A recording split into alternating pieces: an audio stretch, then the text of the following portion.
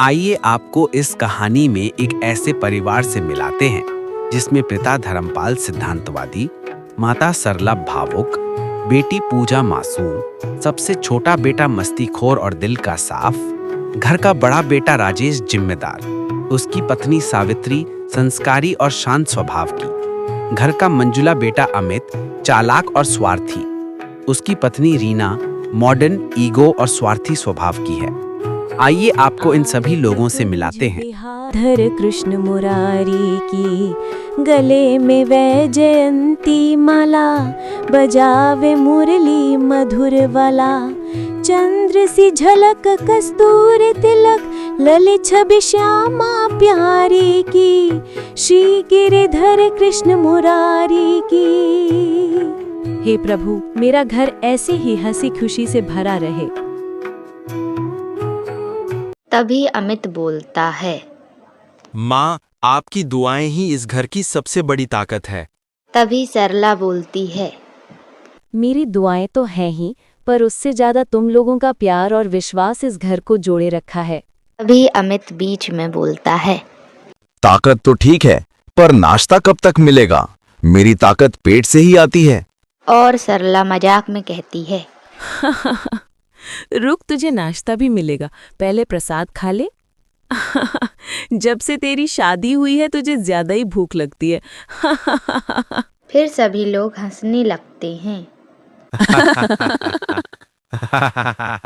ये हमारा नया चैनल है दोस्तों, अगर आपको ऐसी कहानियाँ पसंद आती हैं तो हमें कमेंट में ज़रूर बताइएगा और चैनल को सब्सक्राइब ज़रूर कर लीजिएगा। एक दिन अमित और राजेश ड्राइंग रूम पर बिजनेस की चर्चा कर रहे थे। तभी राजेश बोलता है, राजेश, अपना बिजनेस अब बहुत आगे तक जा रहा है। अब हमें पापा को काम की जिम्मेदारियों से मुक्त कर देना चाहिए ताकि वो अब आराम कर सकें और हम उनके बिजनेस को और ऊंचा ले जा सकें। इसीलिए अब हमें ही मेहनत करनी पड़ेगी। वो सब तो ठीक है भैया, मगर जब तक हम रोहित को उसकी जिम्मेदारियों का एहसास नहीं कराएंगे तब तक उसे घर की जिम्मेदारियों का पता नहीं चलेगा। अब अपना बिजनेस बड़ा हो रहा है और हमें बिजनेस का बंटवारा कर लेना चाहिए। मुझे ऐसा लगता है जब बिजनेस का बंटवारा होगा तब रोहित की अकड़ ठिकाने आ जाएगी। और अब मुझसे यहाँ मिलजुल कर काम नहीं किया जा रहा है। मैं अपना बिजनेस खुद ही बढ़ाना चाहता हूँ।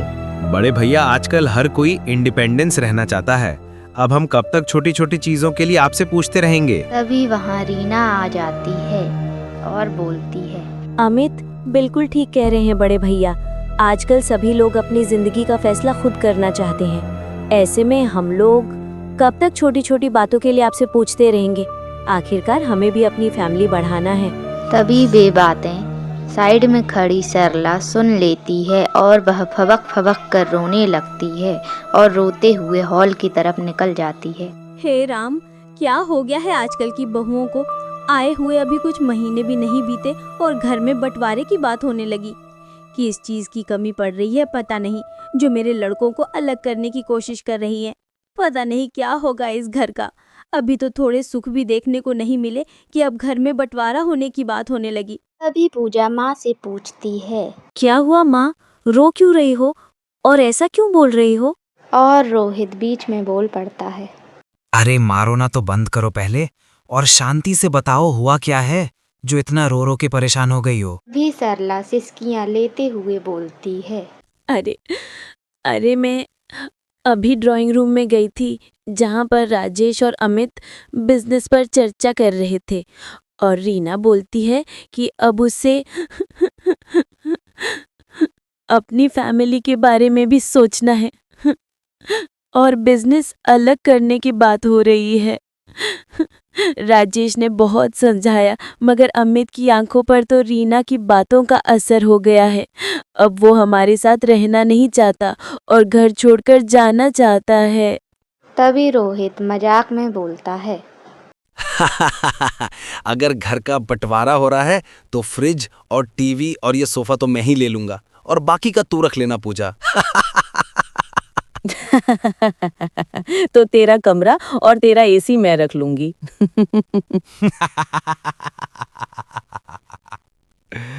अरे एसी बस क्यों, तुम तो मेरा लैपटॉप, मेरा बेड और जो तुझे वो घड़ी पसंद है ना वो भी रख लेना।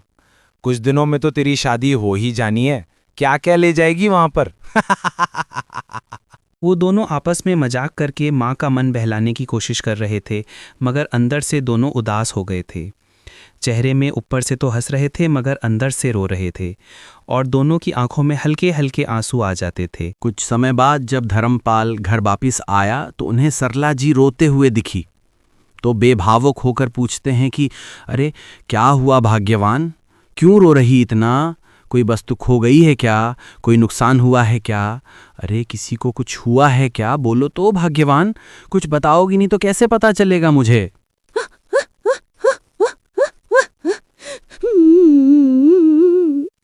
हे राम, क्या बोलूं मैं? रजीश की पापा, मैं तुमको अब किस मुंह से बताऊं कि हमारा घर अब बंटने वाला है। अब घर में बंटवारे की बात होने लगी है। मैंने अपने जीवन में कभी भी इस दिन की उपेक्षा नहीं करी थी, और कौन से पाप किए हैं मैंने ईश्वर, जो मुझे ये दिन दिखा रहे हो। अब क्या हमें दर दर को भटकना पड़ेगा? आज जब मैं ड्राइंग रूम से गुजर रही थी तब मैंने राजेश, अमित और रीना बहू की बात सुन ली। वो बोल रही थी कि अब उसको अपनी फैमिली के बारे में सोचना है और बिजनेस अलग करने की बातें हो रही थी। वो अब किसी के दबाव में नहीं रहना चाहते। अब वे यहाँ नहीं रहना चाहते। ये घर उन्हें अब अच्छा नहीं लगता। घर छोड़कर जाने की बात होने लगी है। इतना सुनते ही धर्मपाल जी अमित के कमरे की ओर निकल जाते हैं। ये मैं क्या सुन रहा हूं अमित? क्या तुम अब इतने बड़े हो गए हो कि घर छोड़ने की बात कर रहे हो? क्या तुम अकेले संभाल लोगे सारा बिजनेस? मैं नहीं कहता बेटा, या अपने बारे में मत सोचो, मगर घर को छोड़ने की बात भी मत करो। तुम्हें अपना बिजनेस अलग करना है तो तुम यहीं रहकर अपना अलग बिजनेस कर सकते हो। उस पर मैं भी तुम्हारी मदद करूंगा और तुम्हारा बड़ा भैया राजेश भी तुम्हारी मदद करेगा। अलग रहोगे तो जब भी जरूरत रहेगी कौन तुम्हारा साथ देगा? लोग तो बस दिखावा करते हैं, लेकिन घर वालों से ज्यादा कोई साथ नहीं दे पाता है। तुम्हें क्या लगता है तुम अलग रहने लगोगे तो तुम खुश रहोगे? बिजनेस बटाने से और घर बटाने से खुशी नहीं मिलती है, बल्कि रिश्ते ही टूटते हैं। तुम मेरी बातों को एक बार शांत मन से अच्छी तरह सोच समझ कर फैसला करना कि तुम्हें क्या करना है। आने वाली जिंदगी में कहीं तुम अकेले ना पड़ जाओ। यहाँ पर रहोगे तो तुम्हारे साथ तुम्हारे बड़े भैया और माता पिता का आशीर्वाद साथ में रहेगा। मैं ये नहीं कहता कि तुम कहीं और रहोगे तो हम तुम्हारा साथ नहीं देंगे, मगर हम तुम्हारी देखरेख नहीं कर पाएंगे। अगर तुम हमारे साथ रहोगे तो हम तुम्हें देख सकते हैं, तुम्हारे बच्चों को अच्छे संस्कार और अच्छे लहज सिखा सकते हैं। तुम्हें किसी भी चीज़ की कमी हो तो मुझे बता सकते हो, मगर ये बिजनेस और घर छोड़ने की बात मत करो बेटे, प्लीज़। मैं तुम्हारे हाथ जोड़ता हूँ। तुम्हारे अलग होने से मेरा घर टूट सकता है और मैं इस घर को टूटता हुआ नहीं देख सकता। मैंने कैसे कैसे करके एक एक पाई जोड़कर इस घर की एक एक नींव अपने हाथों से बनाई है, और तुम्हारी माँ ने तो कितना परिश्रम किया है तुम लोगों को पालने में। तुम्हें कुछ बोलना है तो मुझसे बोल सकते हो। नहीं पिताजी, ऐसी बात नहीं है। मैं क्यों चाहूँगा कि मेरा घर टूटे? मैं तो बस इतना चाहता हूँ कि मैं अपने पैरों में खड़ा हो पाऊँ, ताकि मेरे आने वाले बच्चों के लिए एक सुंदर और बड़ा महल तैयार कर सकूं। जैसे आपने हमारे लिए किया है, जैसे आपने हमारे लिए इस महल की पाई पाई जोड़कर इतना सुंदर घर बनाया है, वैसे मैं भी खुद मेहनत कर कर अपने बच्चों के लिए एक सुंदर और प्यारा घर बनाना चाहता है। जैसे आज मैं आपसे किसी भी बात पर दुखी नहीं हूँ, वैसे मेरे बच्चे कल को मुझसे ये ना पूछें कि पिताजी आपने मेरे लिए किया ही क्या है। पिताजी आपने तो हमारे लिए बहुत कुछ किया है, बड़े भैया, रोहित, पूजा, मान और मैं।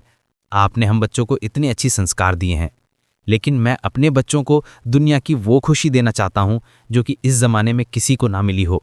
मैं नहीं कहता पिताजी कि आपने हमें दुनिया भर की खुशी नहीं दी है, मगर बचपन से बड़े भैया को ज़्यादा और छोटे भाई बेटे को ज़्यादा और मैं बीच में रह गया, इसीलिए मुझे हमेशा ही थोड़ा कम, इतना कम नहीं लेकिन फिर भी थोड़ा कम प्यार मिला है, जिससे मुझे थोड़ा तो एहसास है कि मैं घर का मंझला बेटा हूँ।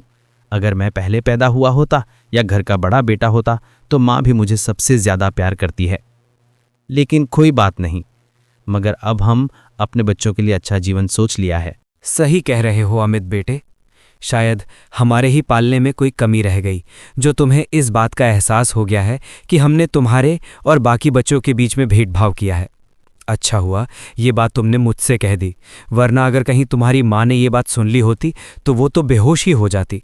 उसने कभी अपने बच्चों में भेदभाव नहीं किया है, मगर शायद मेरी परवरिश में ही कोई कमी रह गई है जो तुम ऐसी बातें बोल रहे हो।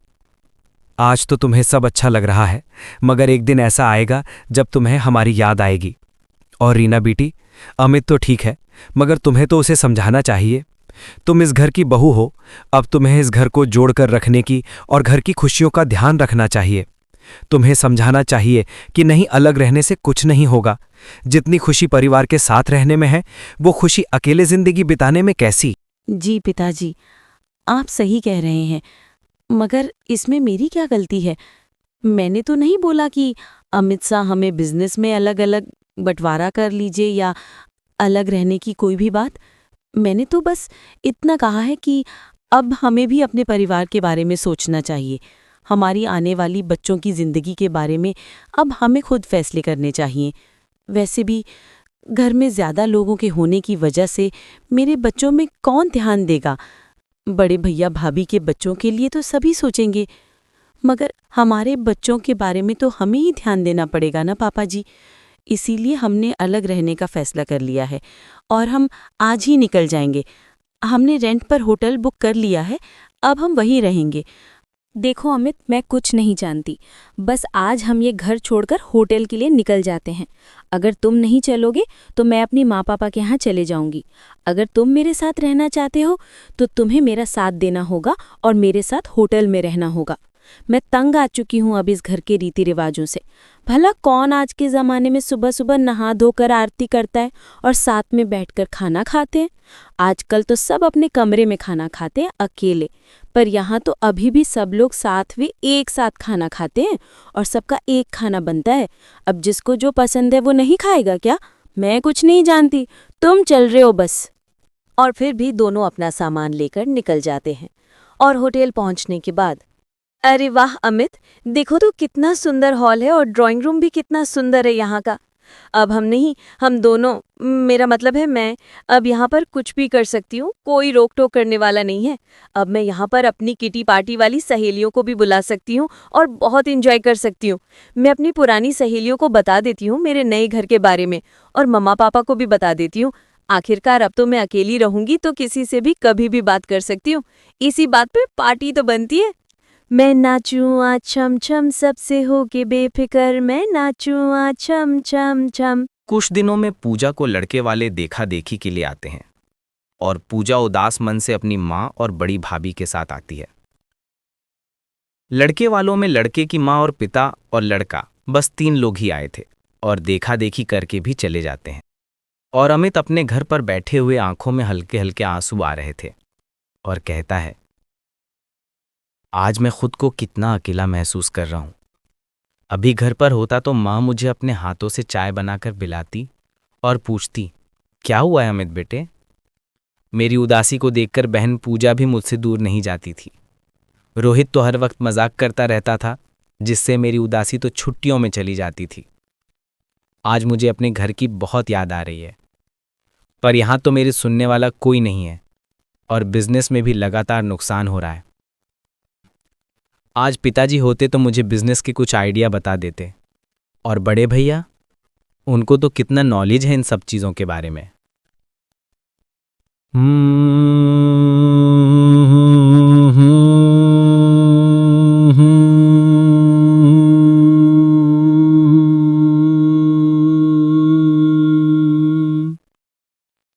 कहाँ गए वो दिन जब मैं गया करता था, मुझे माफ करना ओ